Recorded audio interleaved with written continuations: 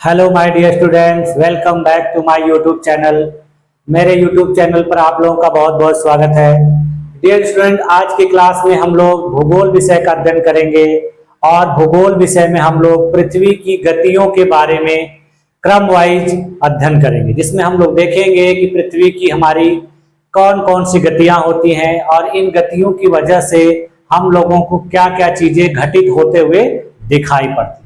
जैसे कि देखिए, आप लोग इस इमेज में देख रहे हैं कि यहाँ पर मैंने आप लोगों को दिखाया है कि किस प्रकार हमारी पृथ्वी घूमते समय कौन कौन से कोण बनाती है और किस किस दिशा में सूर्य का प्रकाश पड़ता है, जिसकी वजह से पृथ्वी के उन उन स्थानों पर उस प्रकार की स्थिति होती है।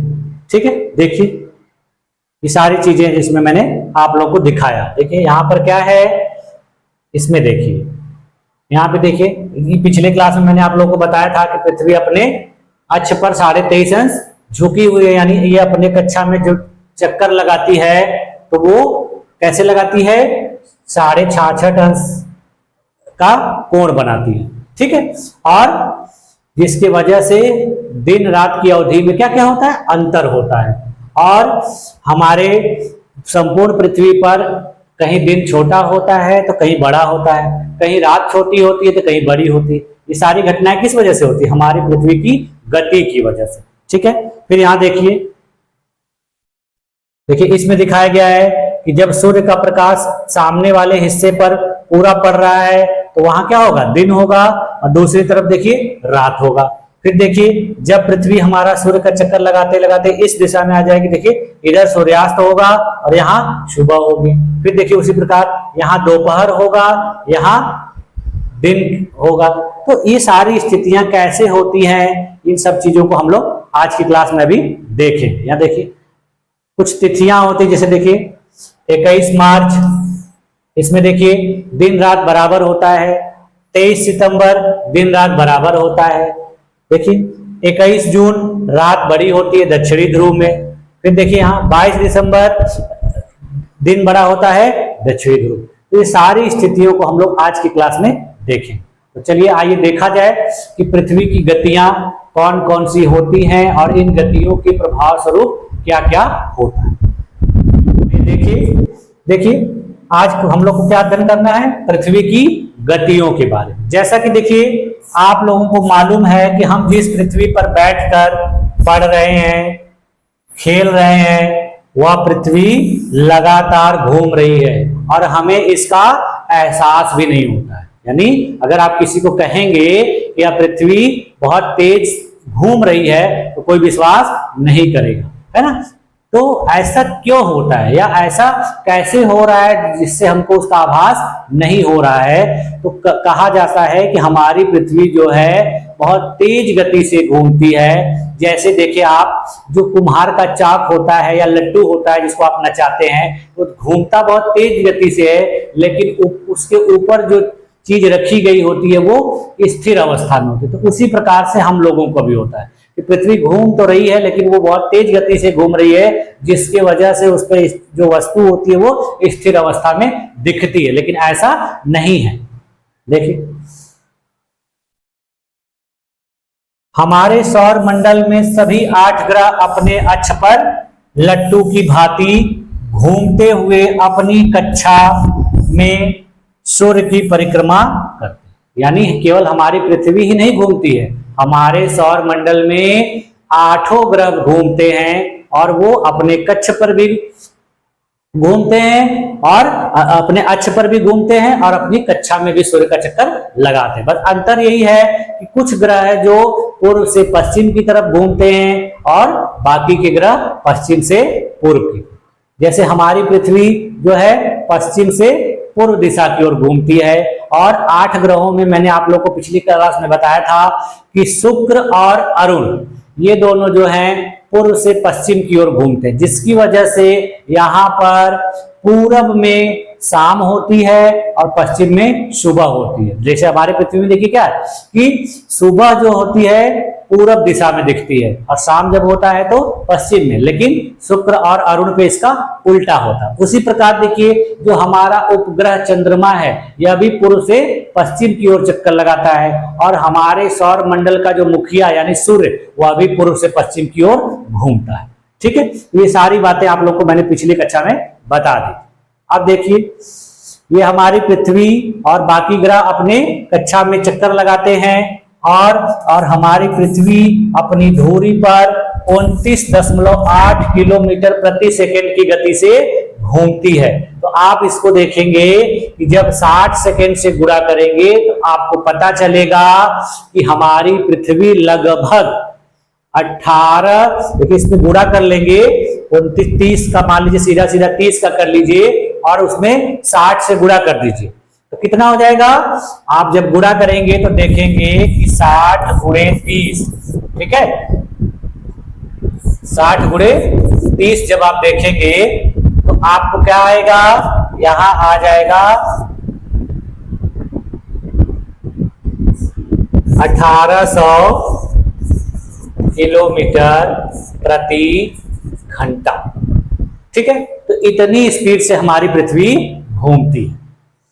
ठीक है, और इस स्पीड से घूमते हुए वह सूर्य का चक्कर लगाती है।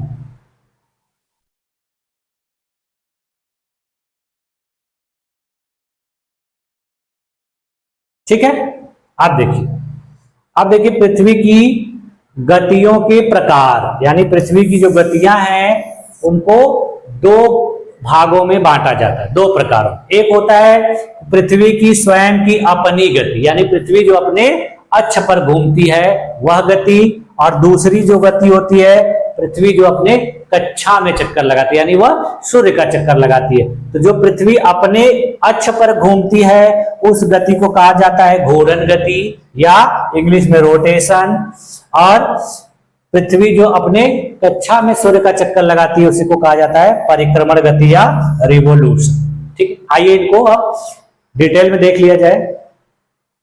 जैसे देखिए घूर्णन गति, पृथ्वी अपने अक्ष पर पश्चिम से पूर्व दिशा में 23 घंटे 56 मिनट और 4 सेकंड में एक चक्कर लगाती है, यानी लगभग 24 घंटे।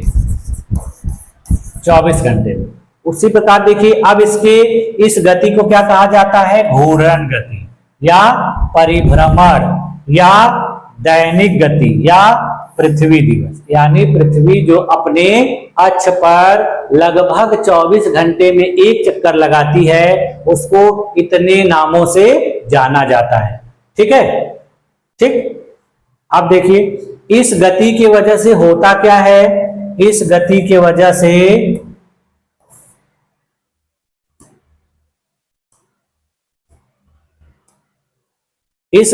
वजह से देखिए दिन और रात की घटना होती। ठीक, आगे देखिए दूसरी जो गति है परिक्रमण या वार्षिक गति। ठीक है, यह गति देखिए मैंने अभी बताया आप लोगों को कि यह पृथ्वी अपने जो कक्षा में चक्कर लगाती है, और इस गति की जो समय सीमा है देखिए सूर्य की परिक्रमा करने में अर्थात अपनी कक्षा का चक्कर लगाने में 365 दिन 5 घंटे 48 मिनट तथा 46 सेकंड लगते हैं, यानी लगभग 365 दिन और 6 घंटे, है ना, इतना समय लगता है पृथ्वी को अपना एक चक्कर सूर्य का लगाने। इस गति को क्या कहा जाता है, देखिए परिक्रमण गति। ठीक है, इस गति की वजह से हमारे पृथ्वी पर क्या होता है, ऋतु परिवर्तन होता है, और उसके वजह से क्या हो रहा था, दिन रात होते थे, इसके वजह से ऋतुओं में परिवर्तन होता है। यानी जैसे आप लोग जानते हैं कि ग्रीष्म ऋतु, शरद ऋतु, वर्षा ऋतु, शीत ऋतु, तो इस प्रकार से जो ऋतुएं हैं वो पृथ्वी की परिक्रमण गति की वजह से होती है।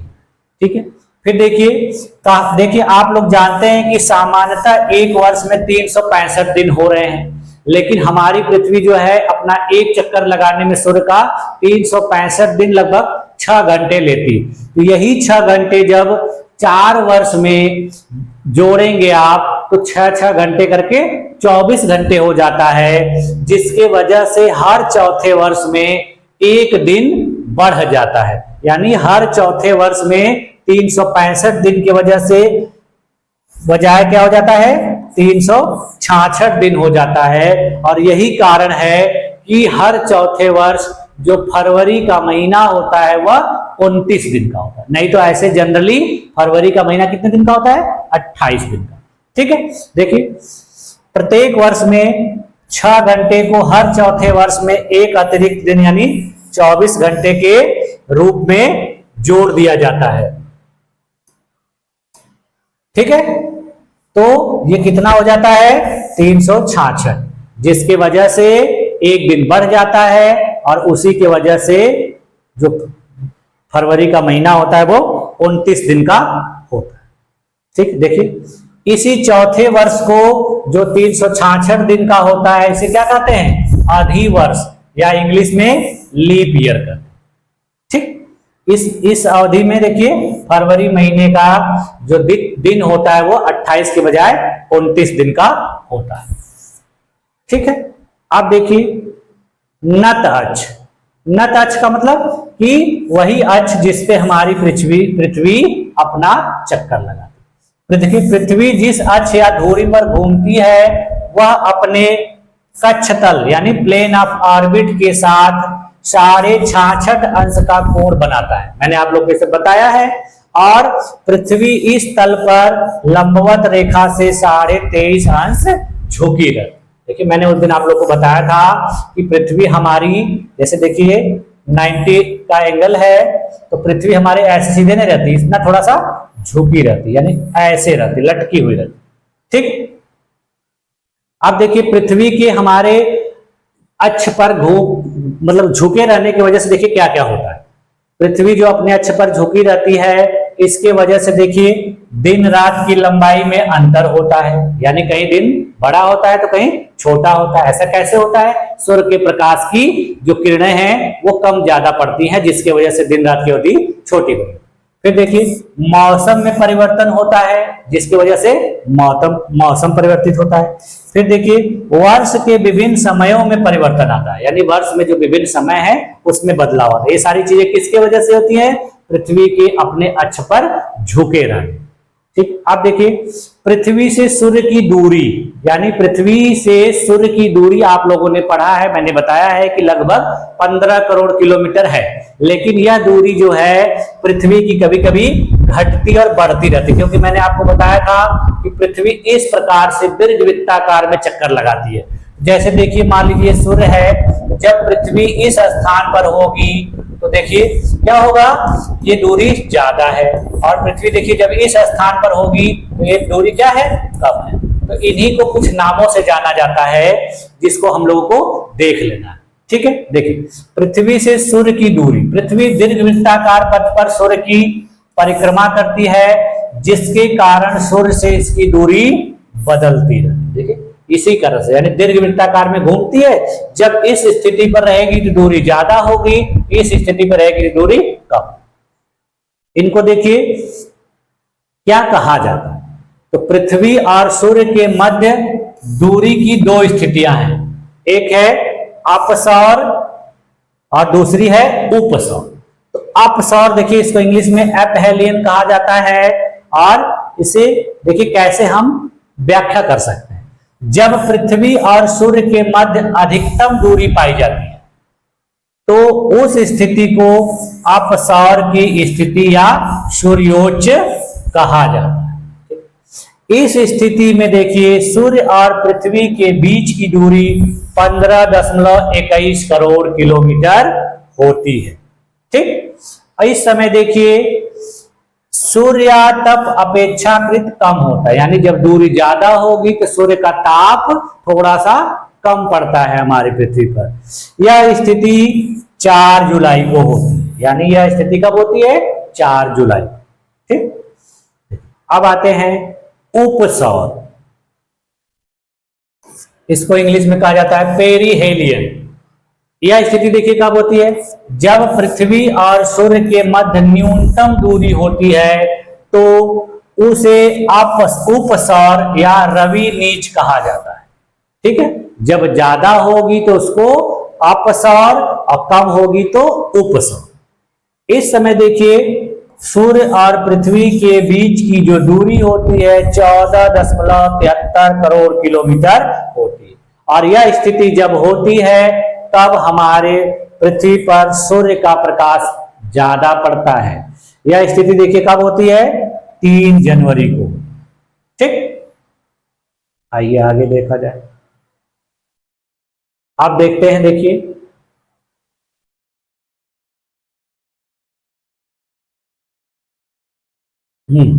एप्साइड रेखा, ये क्या है? देखिए उपसौरिक एवं अपसौरिक को मिलाने वाली काल्पनिक रेखा सूर्य के केंद्र से गुजरती है, इसे एप्साइड रेखा कहा जाता है। ठीक है, यानी जो ये स्थिति मैंने आप लोगों को बताया, यहां सूर्य है, यहां पृथ्वी है, ऐसे देखिए, तो इन दोनों के यानी इसको जो मिलाने वाली रेखा होती है सूर्य के केंद्र से गुजरती है वो, फिर इसी रेखा को क्या कहा जाता है? एप्साइड। ठीक, देखिए उपसौरिक एवं अपसौरिक को मिलाने वाली काल्पनिक रेखा सूर्य के केंद्र से गुजरती है, इसे एप्साइड रेखा कहा जाता है।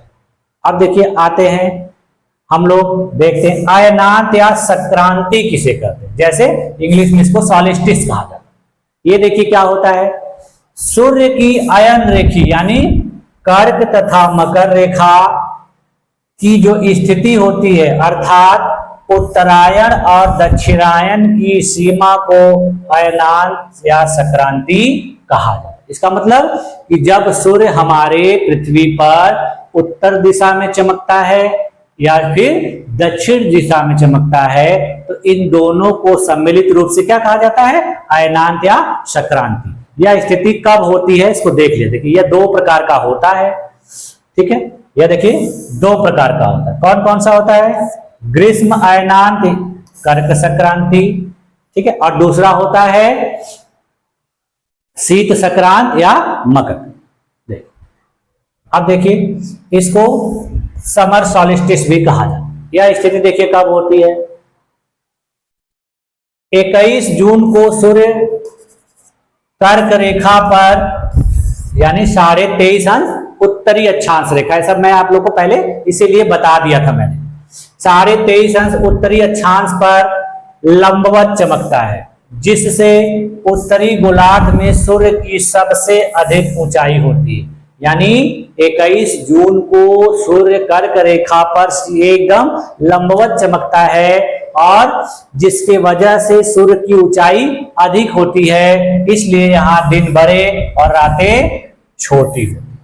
ठीक, यानी जब ज्यादा चमकेगा तो दिन बड़ा होगा, ज्यादा से देर तक चमकता है, जिसकी वजह से दिन बड़ा होता है, रातें छोटी। देखिए इसलिए उत्तरी गोलार्ध में ग्रीष्म ऋतु होती है। इस स्थिति को कर्क संक्रांति कहते हैं। यानी देखिए जून के महीने में हमारे यहाँ क्या रहता है? गर्मी का मौसम रहता है, तो इस स्थिति को कहा जाता है कर्क संक्रांति। ठीक है, या ग्रीष्म अयनांत। आगे देखा जाए, देखिए अब देखिए जब उत्तरी गोलार्ध में ये स्थिति रहेगी यानी ग्रीष्म ऋतु रहेगी, तो आप सीधा सीधा अंदाजा लगा सकते हैं कि दक्षिणी गोलार्ध में क्या रहेगा? शीत ऋतु। देखिए इसी समय दक्षिणी गोलार्ध में विपरीत स्थिति रहती है। यहां सूर्य तिरछा चमकता है, जिसके वजह से यहां रातें बड़ी और दिन छोटे, यानी सूर्य का प्रकाश तिरछा पड़ता है, जिसके वजह से वहां रात लंबी होती है, दिन छोटे होते हैं, और जिसके वजह से यहां गर्मी कम होती है और वहां शीत ऋतु है। ठीक, इसी का जस्ट अपोजिट है देखिए शीत अयनांत या मकर संक्रांति। ये स्थिति कब होगी? जब 22 दिसंबर को दक्षिणी गोलार्ध पर सूर्य के सम्मुख सूर्य जो है मकर रेखा यानी 23.5 अंश दक्षिणी अक्षांश पर लंबवत रहता है, तब वहां पर ग्रीष्म ऋतु रहती है। यानी 22 दिसंबर को सूर्य मकर रेखा पर एकदम सीधा लंबवत चमकता है, जिसके वजह से वहां पर दिन बड़े होते हैं और रातें छोटी होती हैं। ठीक है। तो इस स्थिति को देखिए क्या कहा जाता है, मकर संक्रांति कहा जाता है। ठीक है। इस समय देखिए उत्तरी गोलार्ध में क्या हो जाता है, सूर्य तिरछा चमकता है, जिससे दिन छोटे व रातें बड़ी होती है। यानी यहां पर उसकी विपरीत स्थिति रहती है, यहां दिन छोटा रातें बड़ी, और एक जगह दिन बड़ा रातें छोटी। ये स्थिति कब होती है, 21 जून और 22 दिसंबर। ठीक है। अब यहाँ देखिए क्या होगा कि गर्मी कम पड़ेगी, जिसके वजह से यहाँ शीत ऋतु रहती है, इसलिए इसका नाम रखा गया है शीत अयनांत या मकर संक्रांति। अब आगे देखते हैं विषुव क्या होता है। विषुव, इसको इंग्लिश में देखिए कहा जाता है इक्विनॉक्स। यह स्थिति देखिए कब होती है, 21 मार्च और 23 सितंबर को सूर्य भूमध्य रेखा पर लंबवत चमकता है। यानी 21 मार्च और 23 सितंबर को सूर्य जो है इस भूमध्य रेखा पर एकदम लंबवत चमकता है, तो इस स्थिति को कहा जाता है विषुव। अभी मैं आपको इमेज में सब चीजें दिखा रहा हूं, लेकिन पहले इसको देख लीजिए।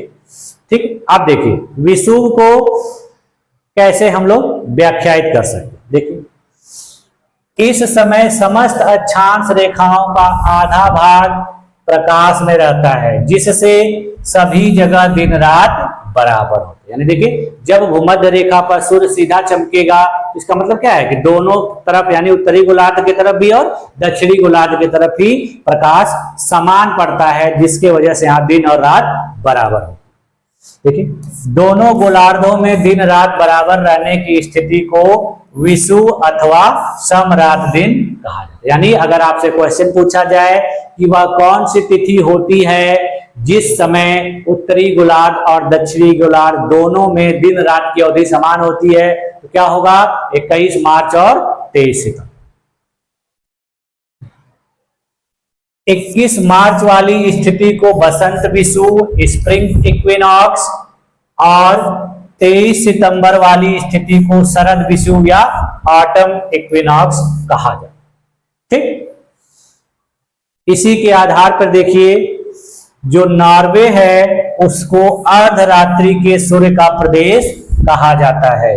ठीक है, इसका मतलब कि वहां पर आधी रात को भी सूर्य चमकता हुआ दिखाई देता है, जिसका कारण क्या है, इस जो नॉर्वे है वो उत्तरी ध्रुव के निकट स्थित, जिसके वजह से वहां पर आधी रात को भी सूर्य चमकता हुआ दिखाई। ठीक, अब आते हैं दिन की अवधि, यानी ये कैसे घटित होता है, ड्यूरेशन ऑफ द डे। ये देखिए जब 21 मार्च और 23 सितंबर को आप लोगों ने देखा कि दिन रात की अवधि बराबर होती है, तो इसके बीच में क्या स्थिति होती है उसी को कहा जाता है कि ये दिन रात की अवधि कैसे कैसे होती है। तो 21 मार्च से 23 सितंबर के बीच की अवधि में उत्तरी गोलार्ध में सूर्य का प्रकाश 12 घंटे से अधिक समय तक रहता है। इसका मतलब कि 21 मार्च, वही देखिए हमारे यहाँ गर्मी का मौसम होता है कि 21 मार्च से 23 सितंबर के बीच सूर्य जो है उत्तरी गोलार्ध में क्या करता है, 12 घंटे से अधिक समय तक रहता है। इसीलिए देखिए हम लोग देखते हैं कि हमारे यहाँ 5-6 बजे से पहले ही सुबह हो जाती है, 5-6 बजे के अंदर 5 बजे ही सूरज धीरे धीरे निकलना शुरू करता है, 6 बजे तक दिखना लगता है, और शाम को 7 बज जाता है, तब तक भी उजाला रहता है। तो इसी से आपको पता चलता है कि देखिए गर्मी के समय में दिन बड़ा होता है, और यहाँ दिन बड़े होते हैं, रातें छोटी होती हैं। तो ये कौन सी अवधि है, 21 मार्च से 23 सितंबर के बीच। अब देखिए जैसे 23 सितंबर बीत गया है, तो आप लोगों को दिख रहा होगा कि अब धीरे धीरे क्या हो रहा है, दिन छोटा होता है। देखिए 6 बजते 6:15 बजते बजते अंधेरा हो जाता है। ये किस वजह से हो रहा है, क्योंकि 23 सितंबर के बाद ऐसी स्थिति होती। अब यहाँ ऐसा हो रहा है, दक्षिणी गोलार्ध में क्या हो रहा होगा, दक्षिणी गोलार्ध में इसका ठीक विपरीत हो रहा होगा, यानी वहां पर अब दिन बड़े हो रहे होंगे और रातें धीरे धीरे छोटी हो रही। हमारे यहाँ रातें बड़ी हो रही है, दिन छोटा। देखिए उत्तरी ध्रुव पर दिन की अवधि 6 महीने की होती है, यानी जो उत्तरी ध्रुव होता है इसके वजह से वहां 6 महीने दिन होता है और 6 महीने रात होती है। यानी इस स्थिति में 21 मार्च से 23 सितंबर के बीच की जो स्थिति है 6 महीने की, इस समय देखिए उत्तरी ध्रुव में क्या होता है, 6 महीने का दिन होता है। फिर देखिए 23 सितंबर से 21 मार्च की अवधि में सूर्य का प्रकाश दक्षिणी गोलार्ध में 12 घंटे या उससे अधिक समय तक रहता है। इसके ठीक विपरीत, तो दक्षिणी गोलार्ध में क्या होगा, वहां दिन छोटा होता है, रात बड़ी। अब यहां देखिए क्या हो जाएगा कि 23 सितंबर से 21 मार्च, यानी जब हमारे यहाँ ठंड का मौसम शुरू होता है तो दक्षिणी गोलार्ध में उसका ठीक विपरीत होता है। वहां पे सूर्य 12 घंटे से ज्यादा चमकता है, जिसकी वजह से वहां क्या होता है, दिन होता है, यानी गर्मी का मौसम होता है। देखिए, जिससे वहां दिन बड़े व रातें छोटे होती है और दक्षिणी ध्रुव पर दिन की अवधि 6 महीने। अब देखिए क्या हो जाएगा, जो दक्षिणी ध्रुव है सबसे निचला वाला हिस्सा, यहाँ क्या हो जाएगा, दिन 6 महीने का होगा। और जब उत्तरी गोलार्ध में रहता है 21 मार्च से 23 सितंबर, तो यहाँ पर दिन 6 महीने का होता है। और यहाँ पर 6 महीने का कब होता है, जब दक्षिणी गोलार्ध में स्थिति होती है। अब देखिए इसको हम लोग इस इमेज के माध्यम से देख लेते हैं। देखिए ये स्थिति देखिए, जो भी मैंने आपको बताया कि देखिए उत्तरी ध्रुव पर, यानी ये उत्तरी ध्रुव है, यानी जब हमारी पृथ्वी सूर्य के इस तरफ है, तो देखिए यहाँ क्या पड़ रहा है, सूर्य का प्रकाश, ये 21 मार्च वाली स्थिति है। देखिए सूर्य का प्रकाश एकदम सीधा पड़ रहा है, जिसकी वजह से देखिए क्या हो रहा है, यहाँ पर दिन बड़ा। फिर वही देखिए जिसके विपरीत देखिए यहाँ क्या पड़ रहा है, ये स्थिति देखिए उल्टी हो जा रही है, यानी सूर्य का प्रकाश तिरछा पड़ रहा है। ठीक है, यानी ये जो स्थिति है कब पड़ती है, 23 सितंबर। ठीक, देखिए जो पृथ्वी घूमते घूमते क्या हो जाती है, ऊपर नीचे गोलार्ध बदल जाता है। जब उत्तरी गोलार्ध आ जाएगा इधर, तो इधर देखिए क्या होगा कि दिन बड़ा होगा। यहाँ पे भी देखिए दक्षिणी गोलार्ध आ रहा है, तो यहाँ पे भी सूर्य का प्रकाश एकदम बराबर पड़ रहा है। इसलिए देखिए मैंने आपको क्या बताया कि 21 मार्च और 23 सितंबर की जो स्थिति है, इसमें दोनों गोलार्ध में दिन और रातें बराबर होती है, 12-12 घंटे। फिर देखिए ये देखिए, आप देखिए ग्रीष्म ऋतु वाला देख लीजिए। यहाँ पर 21 जून को देखिए ये जो हिस्सा है, यहाँ पर देखिए क्या पड़ रहा है, सूर्य का प्रकाश एकदम सीधा पड़ रहा है, जिसके वजह से देखिए इस यहाँ पर इस स्थिति में क्या पड़ रही है, पूरा दिन का समय। अब उल्टा देखिए दक्षिणी गोलार्ध में क्या है, पूरा सूर्य का प्रकाश नहीं पड़ रहा है, थोड़ा टेढ़ा पड़ रहा है, जिसकी वजह से वहां शीत ऋतु। फिर यही स्थिति देखिए यहाँ पर उत्तरी गोलार्ध में दिखा दिया गया है। यहाँ पर देखिए जो दक्षिणी गोलार्ध है, वहां पर सूर्य का प्रकाश ज्यादा पड़ रहा है, जिसकी वजह से यहाँ देखिए क्या है, ग्रीष्म ऋतु है, और उत्तरी गोलार्ध में क्या है, शीत। ठीक है, ये स्थिति देखिए क्या है, 22 दिसंबर, और यहाँ क्या थी, 21 जून। ठीक, अब यही देखिए यहाँ पर भी 21 मार्च 23 सितंबर की स्थिति। जब अब देखिए ये स्थिति कब हो रही है, जब देखिए हमारे सूर्य और पृथ्वी के बीच की दूरी कम हो रही है। और ये स्थिति कब हो रही है, जब सूर्य और पृथ्वी के बीच की दूरी ज्यादा हो रही है। ठीक है, देखिए इसको मैंने अभी आप लोगों को बताया अपसौर और उपसौर, यानी अपसौर की स्थिति जब है तो उस समय देखिए ये स्थिति पड़ रही है, दक्षिणी गोलार्ध में ग्रीष्म ऋतु, उत्तरी गोलार्ध में शीत ऋतु। इधर देखिए 21 जून को क्या हो रहा है, दक्षिणी गोलार्ध में शीत ऋतु और उत्तरी गोलार्ध में ग्रीष्म ऋतु। ठीक है, अब जब उपसौर की स्थिति है तो देखिए 21 मार्च को दक्षिणी ध्रुव पर शीत ऋतु और उत्तरी ध्रुव पर बसंत ऋतु। फिर यहां देखिए दक्षिणी ध्रुव पर बसंत ऋतु, उत्तरी ध्रुव पर शरद ऋतु।